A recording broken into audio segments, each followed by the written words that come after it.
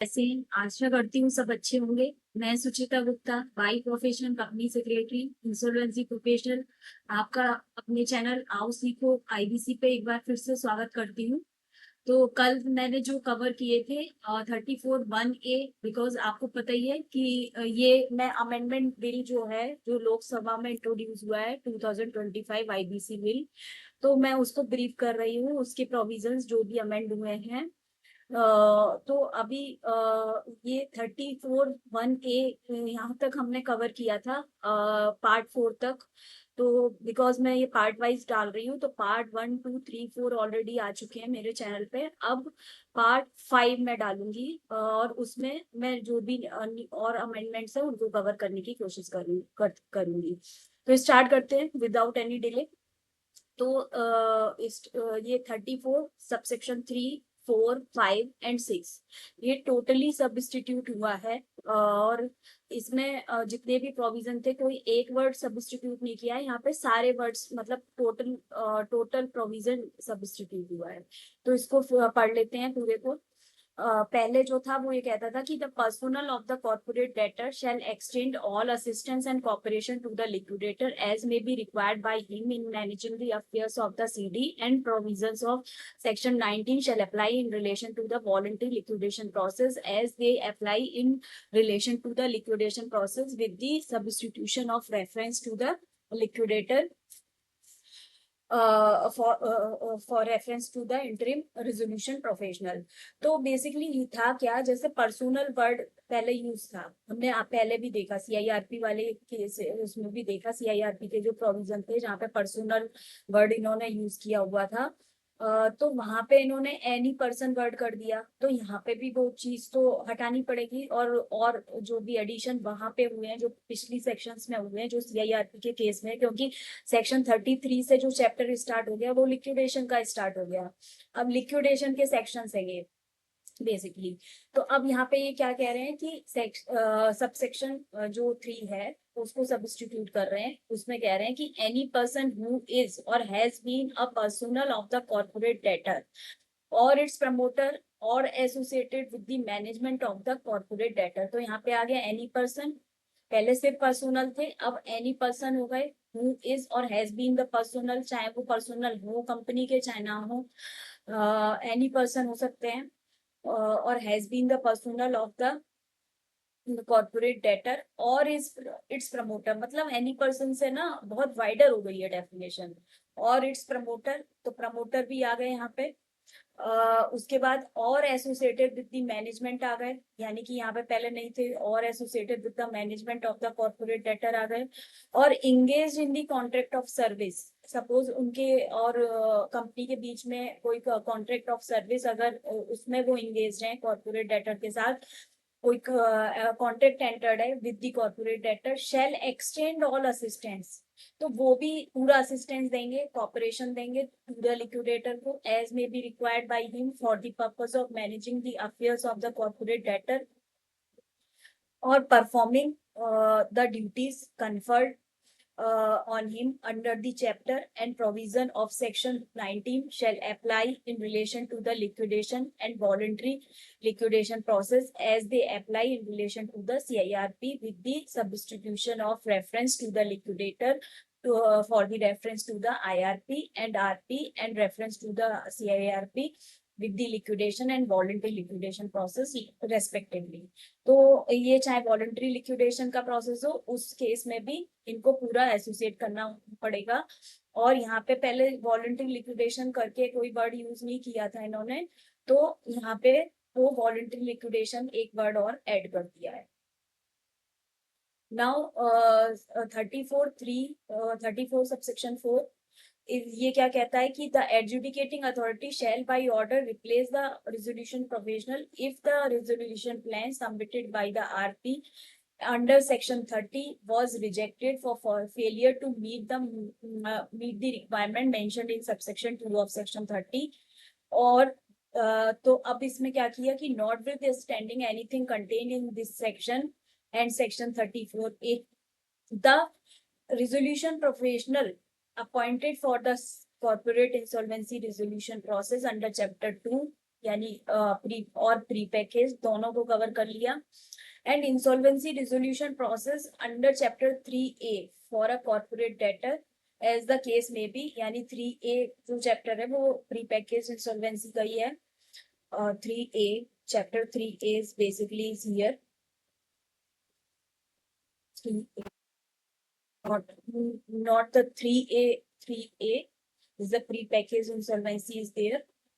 So the chapter 2 or chapter 3 for a corporate debtor as the case may be shall be disqualified from being appointed as a liquidator where the resolution plan submitted by the RP under subsection 6 of section 30 was rejected for failure to meet the requirement mentioned in this section.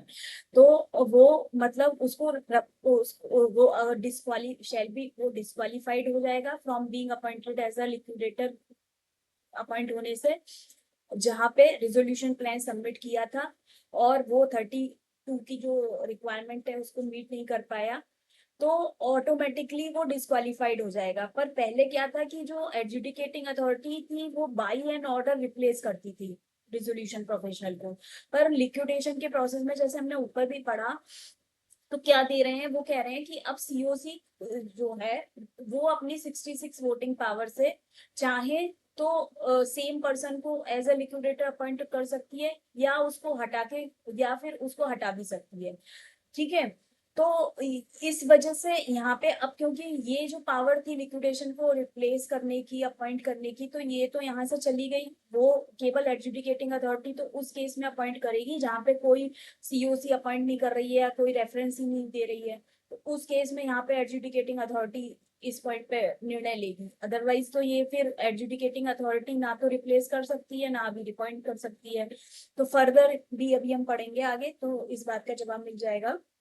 अब यहाँ पे in writing और इसके कुछ clauses भी थे। The resolution professional fail to submit the written consent under subsection for the purpose of this clause adjudicating authority may direct the board to propose the name of another insolvency professional to be appointed as the liquidator. तो ये जो पूरी section थी उसमें propose करना होता था board को और एडजुडिकेटिंग को रेफर करना होता था अथॉरिटी को। तो जब ये पावर ही नहीं रही कि उन्हें रिप्लेस करना है या उन्हें अपॉइंट करना है, तो यहाँ पे इस चीज की जरूरत खत्म हो गई। Now board shall propose the name of the another IP written consent from the IP in the specified form within 10 days of the direction issued by the adjudicating authority। तो बोर्ड को प्रपोज करना होता था नाम और वो भी उसके लिए भी टाइम पीरियड था 10 डेज का। तो ये सब हटा के इन्होंने कहा है कि वेयर द कमिटी, पहले तो सबसेक्शन 5 जो था for the purpose of this clause direct the board to propose the name, तो यहाँ पे कहा है कि where the committee of creditor does not forward the name of the propose liquidator, क्योंकि अब जो पावर है वो सीओसी को दे दी गई कि 66% वोटिंग से आप निर्णय ले लो। नाउ वो फॉरवर्ड कर देगी name of the propose liquidator का, और the board does not confirm the name of the propose liquidator, और जहाँ पे बोर्ड कंफर्म नहीं कर रहा है उस प्रपोज लिक्विडेटर के नेम को, the adjudicating authority shall make a reference to the board for recommendation of the IP to be appointed as a liquidator. तो वहां पर क्या होगा कि एडजुडिकेटिंग अथॉरिटी एक रेफरेंस दे सकती है बोर्ड को कि आप रिकमेंडेशन करो किसी इंसॉल्वेंसी प्रोफेशनल को जो अपॉइंट होगा as a liquidator. Now board shall propose the name of the insolvency professional with written consent of the insolvency professional in such form as may be prescribed। यहाँ पे भी within 10 days ही रखा, जो पहले भी 10 days में करना होता था। Receipt of a reference from the adjudicating authority under subsection 5। तो मतलब पूरी पावर अभी सीओसी के पास है, सीओसी नहीं करेगी तो वो सीओसी पहले तो प्रपोज करेगी और the board does not confirm, और अगर वो उसने प्रपोज किया और बोर्ड ने उस प्रपोज लिक्विडेटर के नाम को कंफर्म भी नहीं किया, तो उस केस में फिर एडजुडिकेटिंग अथॉरिटी रेफरेंस देगी बोर्ड को कि लो अब ये आप हमारी साइड से आप अपॉइंट करो एज अ किसी को भी as insolvency professional as a liquidator. तो बेसिकली ये पूरा प्रोविजन 3, 4, 5, 6 पूरा चेंज हुआ है। नाउ नेक्स्ट प्रोविजन पे आते हैं 34 सबसेक्शन 7। तो ये क्या कहता था, बाई एन ऑर्डर, क्योंकि अब ऑर्डर तो रहा नहीं, एडजुडिकेटिंग अथॉरिटी का सीओसी को पावर आ गई, तो the adjudicating authority shall on receipt of the proposal of the board of for the appointment of the insolvency professional as a liquidator by an order appoint such insolvency professional as a liquidator. तो यहाँ पे इन्होंने किया है bye an order वाला जो word है उसको ओमिट कर दिया है। नाउ 34 सबसेक्शन 34A सबसेक्शन ए ये नया इंसर्ट हुआ है। तो आफ्टर 34A सेक्शन है ये बेसिकली सबसेक्शन तो नहीं 34A इज द सेक्शन है। ये नया इंसर्ट हुआ है 34A। इसमें क्या कहते हैं कि where at any time during the liquidation process the committee of creditor is of the opinion that the liquidator appointed under section 34 or this section is required to be replaced, it may by a vote of not less than 66% of the voting shares resolve to replace the liquidator with another IP subject to a written consent from such proposed liquidator in such form as may be prescribed। तो अब जो COC के पास power आ गई है कि वो replace भी कर सकती है लिक्विडेटर को अगर वो ठीक से काम नहीं कर रहे हैं तो, लेकिन उसके लिए 66% वोटिंग पावर चाहिए होगी, ठीक है, और उनकी कंसेंट चाहिए होगी। जो नए बनेंगे जो प्रपोज किए जाएंगे उनकी रिटन कंसेंट चाहिए होगी। तो where the committee of creditor resolve under subsection 1 to replace the liquidator, it shall apply to the adjudicating authority for the appointment of the proposed liquidator, and if no disciplinary proceeding are pending against him, the adjudicating authority shall by an order replace the liquidator appointed under section 34A or this section and appoint the proposed liquidator as the case may be। तो जहाँ पे committee of creditor है उसको replace करने की power दे दी गई। It shall apply जहाँ पे वो नहीं कर रही है where the adjudicating authority under subsection 1 to replace her, it shall apply to the adjudicating authority for the appointment of the proposed liquidator, and if no disciplinary proceeding are pending against him, the shall by replace the liquidator appointed। तो अभी पहले तो यहाँ से voting power से इन्होंने पास कर दिया रिजोल्यूशन कि हम प्रपोज कर रहे हैं इनको। अब आगे क्या करना होगा, कमिटी ऑफ क्रेडिटर को वो रिजॉल्व अंडर सबसेक्शन 1 वो रिप्लेस कर देगी लिक्विडेटर को, और फिर it shall apply to the adjudicating authority, और फिर ये एडजुडिकेटिंग अथॉरिटी को अप्लाई करेगी for the appointment of the propose liquidator को अपॉइंट करने के लिए। and if no disciplinary proceeding or the pending action against him, the adjudicating authority shall by order। अब यहाँ पे जो adjudicating authority है वो अपने ऑर्डर से वो रिप्लेस कर देगी लिक्विडेटर को जो कि अपॉइंट होगा। तो बेसिकली क्या कहा गया, पहले तो अपॉइंट करने की पावर दी गई COC को, उसके बाद लिक्विडेटर को रिप्लेस करने की पावर भी दी गई। पर जो रिप्लेसमेंट होगा उसके लिए क्या करना होगा, पहले तो आप वोटिंग लेके आओ 66% की, उससे आप पास कर दो रेजोल्यूशन। फिर वो रेजोल्यूशन पास करके उसके बाद आप एडजुडिकेटिंग अथॉरिटी को भी अप्लाई कर दो कि हम ये प्रपोज ये बंदा है हम इसको एज ए लिक्विडेटर अपॉइंट करना चाह रहे हैं। तब एडजुडिकेटिंग अथॉरिटी अपने ऑर्डर से उसको उसके रिप्लेसमेंट को एक तरीके से कंफर्म करके उनको एज ए लिक्विडेटर अपॉइंट कर दे। Now will move on section 35 subsection 1 clause A. ये वेरीफाई का था, क्लेम वेरिफिकेशन का। तो इसमें क्या किया गया है कि अब वेरीफाई वगैरह करना नहीं है, क्योंकि ना क्लेम इनवाइट करना है ना वेरीफाई करना है। तो ये जो प्रोसीजर था ना लिक्विडेशन का उसको भी, क्योंकि पहले जब हम CIRP में होती है कंपनी तो उस समय भी हम इनवाइट करते ही हैं, क्लेम वेरीफाई भी करते हैं। तो बार बार उसी को रिपीटेशन करने की क्या जरूरत है उसी प्रोसेस को। तो यहाँ पे इन्होंने इसको सब्स्टिट्यूट करके बोला है कि to maintain an updated list of the claim of creditor in such manner as may be specified। तो बस आपको मेंटेन करनी है एज अ लिक्विडेटर एक लिस्ट ऑफ क्रेडिटर की in such manner as may be specified। to invite and settle the claim of the creditor, तो यहाँ पे भी इन्होंने इसीलिए invite वर्ड हटा दिया कि भाई इनवाइट करने की जरूरत नहीं है, अभी ऑलरेडी आपके पास क्लेम है ही, ठीक है, आपको सेटल करने की जरूरत है उन्हें। तो यहाँ से इसको इनवाइट वर्ड को हटा दिया। यहाँ पे to investigate the financial affairs अब सबसेक्शन 35 सबसेक्शन 1L। इसमें क्या किया इन्होंने, to investigate the financial affairs of the corporate debtor to determine the undervalued और प्रेफरेंशियल ट्रांजेक्शंस। तो इसमें क्या था कि इन्वेस्टिगेट करना है फाइनेंशियल अफेयर्स को कॉर्पोरेट डेटर के to determine the undervalue transactions, ठीक है। और प्रिफरेंशियल ट्रांजेक्शन्स। तो अब यहाँ पे क्या किया इन्होंने, इसको इन्होंने सब्स्टिट्यूट किया है इस पूरे क्लॉज को, और बोला है कंटिन्यू और institute the proceeding in respect of an avoidance transaction or fraudulent or wrongful trading, the following explanations shall be inserted. तो to continue or institute the proceeding in respect of the avoidance transactions और fraudulent को भी add कर दिया, wrongful trading को भी add कर दिया। तो मतलब बेसिकली इसका स्कोप और वाइड किया है। एंड एक्सप्लेनेशन यहाँ पे इंसर्ट की है। एक्सप्लेनेशन क्यों इंसर्ट की है कि आपको और क्लैरिटी हो जाए कि for the purpose of this chapter it is here by declared that the provision of clause A and J of this subsection and section 38 to 42 as amended by the Insolvency Bankruptcy Code amendment, this shall not apply to the liquidation process or voluntary liquidation process initiated on or before the date of the commencement of the insolvency and bankruptcy code amendment 2025। तो explanation इसलिए insert करी है कि आपको ये भी clear कर दिया कि सपोज अभी आपकी कंपनी अगर ऑलरेडी लिक्विडेशन में है, ये वहां पे अप्लाई नहीं होगा ये प्रोविजन। जहां पे लिक्विडेशन प्रोसेस में है already company, voluntary liquidation process already initiated हो रखा है ऑन और before the amendment of this code. तो जब से ये प्रोविजन एप्लीकेबल होंगे, नोटिफिकेशन में आएंगे, तो उससे पहले अगर आपने ऑलरेडी लिक्विडेशन प्रोसेस इनिशिएट किया हुआ है, वॉलंटरी लिक्विडेशन में ऑलरेडी कंपनी है, तो उस केस में ये जो प्रोविजन, जो ये चेंज है वो एप्लीकेबल नहीं होगा। चाहे वो ए हो, चाहे वो जे हो, चाहे वो एल हो, ये एप्लीकेबल नहीं हो।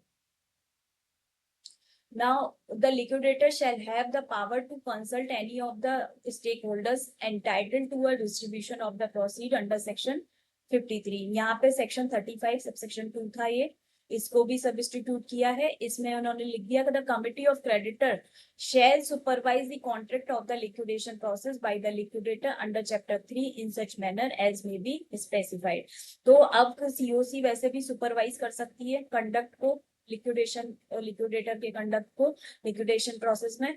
तो यहाँ पे इसलिए कंसल्ट करने की जरूरत नहीं है, क्योंकि ऑलरेडी जब सुपरविजन हो रहा है तो फिर कंसल्ट क्या करना है। Now section 36 subsection 3 clause F, ये क्या कहता है कि subject to subsection 4 the liquidator estate shall comprise all liquidation estate assets which shall include the following। तो ये सारी assets included है as a liquidation assets में।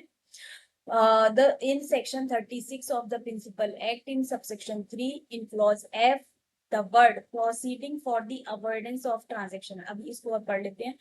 Any assets or their value recovered through the proceeding for avoidance of transaction। तो पहले सिर्फ avoidance of transaction वाले से जो भी रिसीव होगा any asset से, वो as a liquidation estate में काउंट थी।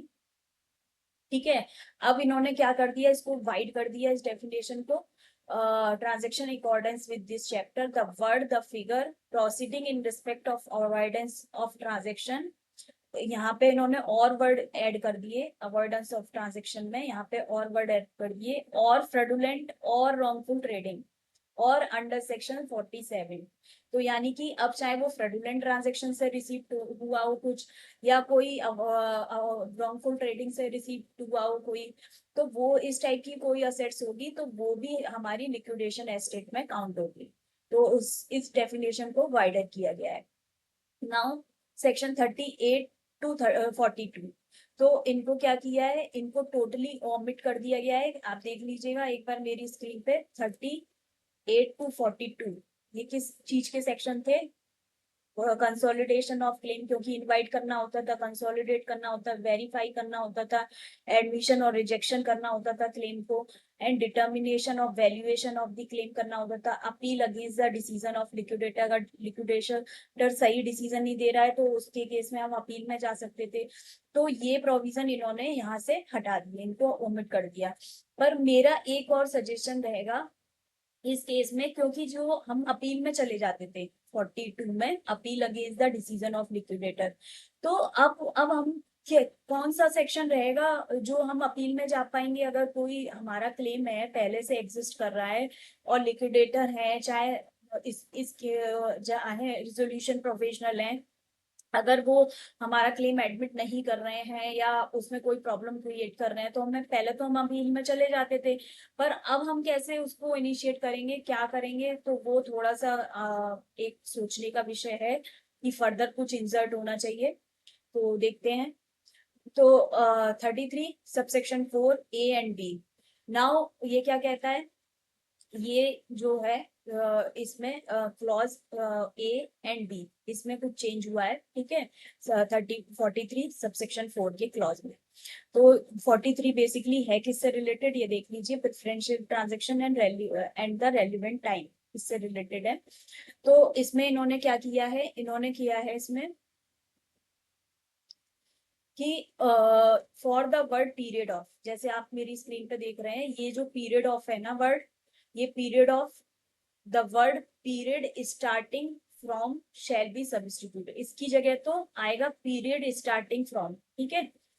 नाउ सेकंड क्या किया, इंसॉल्वेंसी कमेंसमेंट डेट, जो येलो मैंने मार्क किया हुआ है यहाँ पे, for the word insolvency commencement date, इसको इन्होंने चेंज करके क्या किया है, initiation date and ending on the insolvency commencement date shall be substituted. अब ये कैसे पढ़ा जाएगा प्रोविजन, ये ऐसे पढ़ा जाएगा, it is given to a related party other than by reason only of being an employ during the period starting from, ठीक है, 2 years preceding the insolvency, sorry, preceding the initiation date and ending on the insolvency commencement date shall be substituted। तो जो 2 years का period है वो count करना होगा initiation date से। सपोज आज मैंने कोई पिटीशन फाइल करी और मेरी पिटीशन एडमिट होने में 1 साल लग जा रहा है, ठीक है, तो होता क्या था, पहले पहले कमेंसमेंट डेट से हमें काउंट करना होता था कि ऐसा कोई प्रेफरेंशियल ट्रांजैक्शन है कि नहीं है, ठीक है। तो अब उन्होंने कह दिया कि हमने आज पिटीशन अगर फाइल करी है, चाहे वो 7 में हो, 9 में हो, 10 में हो, तो हमें जो 2 years काउंट करने होंगे वो हमें इनिशिएशन डेट के भी starting from, period starting from, कहाँ से स्टार्ट हो जाएगा, स्टार्टिंग फ्रॉम 2 years, वो स्टार्ट हो जाएगा पीरियड जिस दिन हम इनिशिएट कर रहे हैं प्रोसीडिंग, और वो एंड कब होगा, जब हमारी इंसॉल्वेंसी कमेंसमेंट डेट, मतलब जब एडमिट हो जा रही है पिटीशन फाइनली, तो वो पीरियड वहां पे एंड हो। तो बेसिकली इसको यहाँ पे और वाइडर कर दिया कि और ज्यादा पीरियड एक तरीके से दे दिया गया। तो सेम यहाँ पे preference is given to the person other than the related party during the period starting from, और स्टार्टिंग यहाँ पे आ गया period starting from 1 year preceding the insolvency commencement date की जगह आ गया initiation date and ending on the insolvency commencement date. तो ये बेसिकली यहाँ पे दोनों में इन्होंने दोनों क्लॉजेस में चेंज किया है। Now will move on next section, section 46। इसमें इन्होंने पूरी हेडिंग ही चेंज करी है। अगर आप मेरी स्क्रीन पे देख रहे हो, 46 हेडिंग क्या थी पहले, 46 की हेडिंग थी ये, relevant period for avoidable transaction, जो मैंने यहाँ पे भी लिखी है, relevant period for avoidable transaction. तो इन्होंने हेडिंग को चेंज करके क्या किया है, avoidable, the word under value, यहाँ पे अवॉइड, जो वर्ड अवॉइडेबल था इसको चेंज करके इन्होंने हेडिंग में क्या किया है, अवॉइडेबल को अंडर वैल्यू किया है, क्योंकि बेसिकली ना ये जो सेक्शन है वो अंडर वैल्यू ट्रांजेक्शन की ही है, ठीक है। तो अब सेक्शन 46 सबसेक्शन 1 में भी अकॉर्डिंगली चेंज करना पड़ेगा। तो इसलिए फिर क्या किया, in an application for avoiding a transaction at under value the liquidator or the resolution professional as the case may be shall demonstrate that। Now इन्होंने क्या किया, इन सबसेक्शन 1 में चेंज किया है, for the word avoiding a transaction, जहाँ पे avoiding a transaction, ये जो वर्ड है अवॉइडिंग अ ट्रांजेक्शन, यहाँ पे इन्होंने किया है avoiding a transaction at undervalue, the word avoidance of an undervalue transaction, बिल्कुल सही वर्ड है ये, avoidance of a undervalue transaction, ठीक है, शैल बी सब्स्टिट्यूटेड। तो यहाँ पे हम अवॉइडेंस कर रहे हैं किसका, द अंडरवैल्यू ट्रांजेक्शन को, ठीक है। तो उसको उसको यहाँ पे ऐसे करके इन्होंने रिप्लेस किया है। Now section 46 1 sub clause 1 clause 1 and 2, इनको भी चेंज किया है। यहाँ पे भी पीरियड ऑफ, जैसे कि हम देख ही रहे हैं, पीछे भी देखा कि पीरियड ऑफ को जगह कर रहे हैं पीरियड स्टार्टिंग फ्रॉम, और जहाँ पे इंसॉल्वेंसी कमेंसमेंट डेट है वहां पे कर रहे हैं initiation date and ending on the insolvency commencement date. तो सेम वही चेंज है जो अभी पिछला डिस्कस किया, तो वाइड कर रहे हैं इसको, मतलब और ट्रांजेक्शन को ज्यादा से ज्यादा कवर किए जा सकते हैं इस टाइप के ट्रांजेक्शन। सेक्शन 47 सबसेक्शन 1, इसको पूरी तरीके से इन्होंने होल सेक्शन है यहाँ पे 47, application by creditor in case of the undervalue transaction.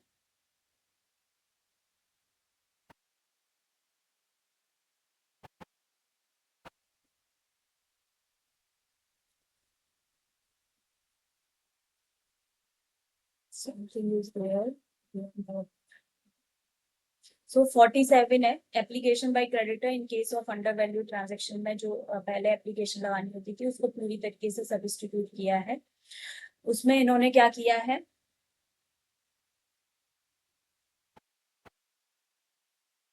where the adjudicating authority after examination of the application made under subsection 1, sorry,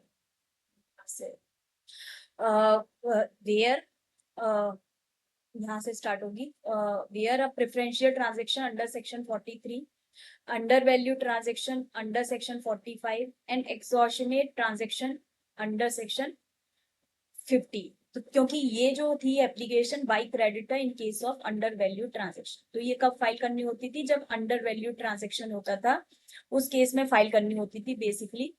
ठीक है, लेकिन अब इन्होंने इसको क्या किया है, इसको इसको और थोड़ा वाइड किया टर्म को, और कह दिया कि ये जो अब एप्लीकेशन फाइल होगी वो प्रेफरेंशियल ट्रांजेक्शन के केस में भी होगी, अंडर वैल्यू ट्रांजेक्शन के केस में भी होगी, और an extortionate credit transaction under section 50 अगर कुछ ऐसे ट्रांजेक्शन है उसमें भी होगी, और फ्रॉडुलेंट ट्रेडिंग और wrongful trading under section 66 has occurred and the liquidator or the RP as the case may be shall not report it to the adjudicating authority, a creditor itself by either by itself और jointly with other creditors. मतलब पहले था कि केवल RP के साथ जाओ आप और फाइल करो उसको, या लिक्विडेटर के साथ में आप फाइल करो। अब यहाँ पे एक सेपरेट राइट दे दिया गया क्रेडिटर को, आइदर बाई इटसेल्फ, या तो ये खुद भी फाइल कर सकते हैं या जॉइंटली विद अदर क्रेडिटर के साथ भी फाइल कर सकते हैं, अ मेंबर और a partner of the corporate debtor as the case may be. ठीक है, और कोई अगर एज एक मेंबर है और या पार्टनर है कॉर्पोरेट डेटर का, वो भी फाइल कर सकता है as the case may be. Make an application to the adjudicating authority to pass order in accordance with the respective provision of this section और chapter 4-6 as the case may. तो basically ये एक तरीके से काफी वाइड किया गया है इस सेक्शन में, जो भी राइट क्रेडिटर का है उसको इंस्टीट्यूट करने के। नाउ सबसेक्शन 2, क्योंकि ये पूरी सेक्शन ही चेंज हुई है, चाहे 1 हो, 2 हो, 3 हो, 4 हो। तो इसमें क्या कहता है कि where the adjudicating authority after examination of the application under subsection 1 is satisfied that the relevant transaction और trading under clause A, B और सी और D of subsection 1 has occurred, it shall pass the order for the avoidance of such transaction or trading as the case may be, as if such an application has been filed by the liquidator or RP in accordance with this chapter or chapter 6. So after passing an order under this, where the adjudicating authority is satisfied that the liquidator or the RP as the case may be, after having sufficient information or opportunity to avail the information of such transaction or trading, did not report such transaction or trading to the AA, it shall pass an order requiring the board to initiate the discipline. Suppose करिए ये application file करी, ना तो liquidator ने file करी ना resolution professional ने file करी, ठीक है, किसी क्रेडिटर ने फाइल करी ये एप्लीकेशन, पर अगर एडजुडिकेटिंग अथॉरिटी को लगता है कि आरपी को और लिक्विडेटर को इस बात की नॉलेज थी पर फिर भी उन्होंने कंपनी के अगेंस्ट में ये वाली एप्लीकेशन फाइल नहीं करी है, तो उस टाइम पे क्या करेगा एडजुडिकेटिंग अथॉरिटी, ये रेफर करेगा बोर्ड को कि आप डिसिप्लिनरी एक्शन लो लिक्विडेटर और रेजोल्यूशन प्रोफेशनल के अगेंस्ट में। तो बेसिकली इसके लिए ये सेक्शन यहाँ पे प्रिस्क्राइब है। नाउ सेक्शन 49 प्रोविजो, तो क्या किया इन्होंने, इसमें कुछ चेंज किया है इसके प्रोविजो में। वो क्या क्या प्रोवाइड करता है, 49 का जो प्रोविजो है, provided that an order under this section shall not affect any interest in property which was acquired from a person other than the CD and was acquired in good faith for the value or without the notice of the relevant circumstances or affect any interest deriving from such an interest। And तो यहाँ पे इन्होंने 49 जो है principal act के proviso ए में change किया है। After the word corporate debtor, जो मैंने ये मार्क किया हुआ है, द वर्ड और अ related party of the corporate debtor. इसका मतलब पहले सिर्फ कॉर्पोरेट डेटर को ही इंक्लूड किया था, यहाँ पे अब कर दिया इन्होंने। अगर हम वाइडर टर्म में देखें तो शैल not affect any interest in property which was acquired from a person other then corporate debtor, चाहे वो उसने एक्वायर की हो, कॉर्पोरेट डेटर से एक्वायर की हो वो असेट्स, चाहे उसकी रिलेटेड पार्टी से एक्वायर की हो। ठीक है, तो उसके और गुड फेथ में अगर उसने एक्वायर की है तो उसको उसकी वैल्यू को वो इम्पेक्ट नहीं करती है। तो और related party of a corporate debtor as the case may be shall be inserted. तो यहाँ पे इसलिए इसको और वाइडर कर दिया कि चाहे वो आपने कॉर्पोरेट डेटर से खरीदी हो, चाहे रिलेटेड पार्टी से खरीदी हो वो असेट्स, और अगर आपको उसकी नॉलेज नहीं है थी कि वो कुछ उसमें ऐसा कोई ट्रांजेक्शन या कुछ ऐसा इन्वॉल्व है, तो वो आपको गुड फेथ में आपने खरीदी है तो आपको वो पूरी वैल्यू, पूरा राइट सब कुछ देगा। तो उसके हम राइट को डिप्राइव नहीं कर सकते। So thank you so much for watching me, for listening me. तो अब आगे के सेक्शन है सेक्शन 51, यहाँ से मैं कल कवर करूंगी। तो अभी यहीं पे स्टॉप करते हैं। अगर मेरा ये ब्रीफ आपको पसंद आ रहा है तो चैनल को लाइक करिए, शेयर करिए, सब्सक्राइब करिए। और मैं अब अगला पार्ट 6 कल लेके आने की कोशिश करूंगी। Thank you so much.